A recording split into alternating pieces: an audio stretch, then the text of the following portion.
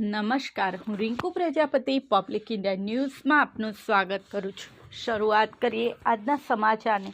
રાષ્ટ્રધ્વજમાં અશોક ચક્રની બાજુમાં WRMS અને NFIR લખાણ લખ્યું। WRMSના સભાસદને યુનિયન કાર્યકર્તા વિરુદ્ધ ગુનો નોંધાયો।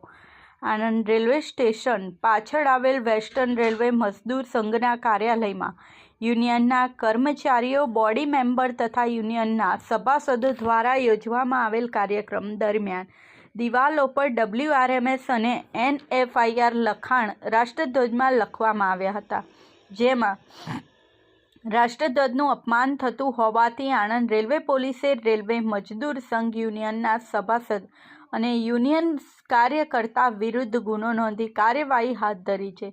વેસ્ટર્ન રેલવે મજદૂર સંઘ એસોસિએશનનું આગામી સમયમાં ઇલેક્શન યોજાનાર છે। આ ઇલેક્શન અંતર્ગત યુનિયનના કર્મચારીઓ, બોડી મેમ્બર તથા યુનિયનના સભાસદો દ્વારા ગત શનિવારના રોજ આણંદ રેલવે સ્ટેશન ખાતે સ્ટેશન અધિક્ષક કાર્યાલયના પાછળના ભાગે વેસ્ટર્ન રેલવે મજદૂર સંઘ કાર્યાલયમાં એક જાહેર સભાનું આયોજન કરવામાં આવ્યું હતું। આ કાર્યક્રમ માટે વેસ્ટર્ન રેલવે મજદૂર સંઘ કાર્યાલયની બહાર દિવાલ પર તેમજ ગેટ સહિતની વિવિધ જગ્યા પર તિરંગો ફરકાવવામાં આવ્યો હતો। આ ભારતીય રાષ્ટ્રધ્વજમાં વચ્ચે સફેદ કલરના પટ્ટામાં અશોક ચક્રની જમણી બાજુ WRMS તથા અશોક ચક્રની ડાબી બાજુ NFIR લખાણ લખેલું હોવાથી રાષ્ટ્રધ્વજનું અપમાન થતું હોવાનું જણાઈ આવ્યું હતું।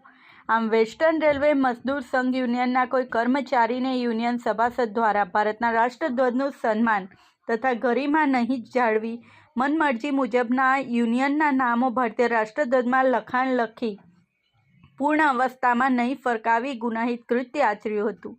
આ અંગે આણંદ રેલવે સ્ટેશનના રેલવે અધિક્ષક રેનિશન ક્રિશ્ચને વેસ્ટર્ન રેલવે મજદૂર સંઘ યુનિયનના સભાસદને યુનિયન કાર્યકર્તા વિરુદ્ધ આણંદ રેલવે પોલીસ મથકમાં ફરિયાદ આપી છે, જેના આધારે પોલીસે રાષ્ટ્રીય ગૌરવનું અપમાન નિવારણ અધિનિયમની કલમ 2 મુજબનો ગુનો નોંધી કાયદેસરની કાર્યવાહી હાથ ધરી છે।